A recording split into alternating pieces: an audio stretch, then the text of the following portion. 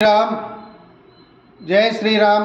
ఆంధ్ర వాల్మీకి శ్రీ శ్రీ వాసుదాస స్వామి వారి పరంపర పీఠం దాసకుటి అంగలగుదురు 74 సంవత్సరాల క్రితం ప్రారంభింపబడిన శ్రీ ధనుర్మాస వ్రతము ఈరోజు 5వ రోజు విశేషంగా జరిగింది. ఈ రోజు నుంచి లక్ష్మీ అమ్మవారికి కూడా విశేషంగా కుంకుమ పూజ జరుగుతుంది, సామూహికంగా జరుగుతుంది. కాబట్టి భక్తులు వచ్చి పాల్గొవలసిందిగా కోరుతున్నాము.